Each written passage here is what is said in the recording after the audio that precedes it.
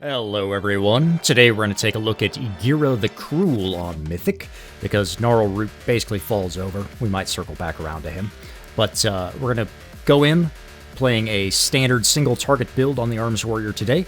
We're going to lust on the pole here, however I am holding my CDs for just a moment here, and that's so I can throw my Thunderous Roar and Trinket on these first set of spears, because they spawn very quickly, so we're just going to, get that Thunderous Roar clipped on as many of those as we can to help cleave those down. Speaking of which, I'm going to just stand behind the boss there in the middle of our Spear Soaks and just throw a Parry and Spell Reflect to mitigate that damage going out, just because I want my Thunderous Roar to clip all three sets of these spears. And then from that point on, we're going to try to rotate up around by the tanks to get out of those lines as much as possible, and then throw up a Sweeping Strikes for the second set here and help cleave those down. Trying to line up our Whirlwinds whenever you can to hit those spears, but obviously you're going to be using Whirlwind as part of your rotation, just spending Rage as you would naturally, so it's not a huge deal if you don't have it, but any little bit helps. And now we're going to get our first Soak intermission thing going on here. Our one group is going to go back to the middle and soak that to, he'll grab the two other weapons here. I'm just going to rotate around back behind the boss, dodging the fire on the ground, just doing damage here. And now we're going to rotate back around away from the tanks so we're never on top of them getting cleaved or anything. Spear set's going to go out here, and we don't have room really to get up close there, so I'm going to throw up a Spell Reflect here and mitigate some of that magic damage as they drop. They're really not that dangerous as long as it's only two at a time anyway that's dropping. It's not that big of a deal if you're getting hit by it. But I get the Healing Absorb debuff here, so I'm going to back off the boss here for just a moment. Wait for that to get topped up, and avoiding all these bombs that spawn off the Healing Absorption once it's healed off. So now we've got our second set of spears here. My cooldowns just came back up, and I've been holding on to them just for this moment here, and throwing that Thunderous Roar again on everything we can. We got a speed boost there. I wasn't intending to jump that far forward into the boss. I just wanted to jump a little bit so I could clip all of them with the Thunderous Roar there. But as the next mechanic goes out here, I don't get the Healing Absorb this time around, obviously, so I'm going to move in towards the tanks and help soak that big circle there.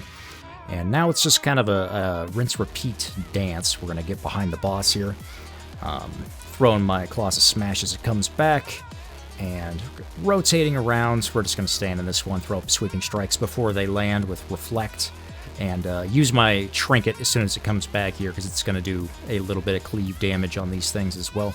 Moving out of the way the swords that Igira spawns, and getting back behind the boss and continuing to do damage at this moment. Next set of spears come out. I'm going to get up in front here because I don't have Reflect for this one. Going to use our Whirlwind on these couple here. Throwing up a Thunderclap. Obviously, if you've got the new tier set and you get a Sudden Death proc, you're going to want to position yourself in between a couple of those sets. That way, when you execute, you can get that big Thunderclap on, 4 spears, ideally. As we enter the second intermission phase thing here, I'm going to go off to the right side and help soak this circle. Throwing up Spell Reflect, standing in the AMS and the barrier and stuff just to help mitigate some of that. And then we get back on the boss here, dodging these swirlies as we near execute phase. My cooldowns are back up here, but I'm not going to use them. I'm just going to send my Colossus Smash here. And that's because I want to basically save my Avatar and Thunderous Roar for any time there's going to be a spear set that comes out. It's not too long you have to wait. But since Colossus Smash resets itself so fast, and we're going to get the benefit of that Test of Might buff for the Thunderous Roar here, I decided to go ahead and use the Colossus Smash itself, and it's back up again for the tail end of this Avatar window anyway. So we're going to Sweeping Strikes down with execute these remaining spears off to the right side here. Now the next portion of the fight, we are dodging these AoE jumps, and it's super tempting to charge the boss when she jumps across the room like that, but don't do it. It's definitely a recipe for disaster. But we're going to spread back around, try to get off to the side here, throw up a Reflect, and Sweeping Strikes, execute down these spears as much as possible. If you're lucky, you'll get Sudden Death procs. You can get that big Thunderclap during it, but it's just at RNG's mercy at that point. Then we're going to rotate in to help soak the tank mechanic there. I am part of the second group of that, so we want to make sure that you're paying attention to which number you are for that soak. Boss is going to jump across the room here, but we got it low enough now. We're just going to tank it on this side of the room and just leave it here and continue to execute. As we get our next set of spears going up, I'll walk out here for a second, continue to sweeping strikes, execute the boss, making sure we're not letting those juggernaut stacks fall off or anything. Our second potion comes up right here, so you can go ahead and send that, as well as my trinkets back up here. I didn't actually use it right away. I should have used it on those spears right there.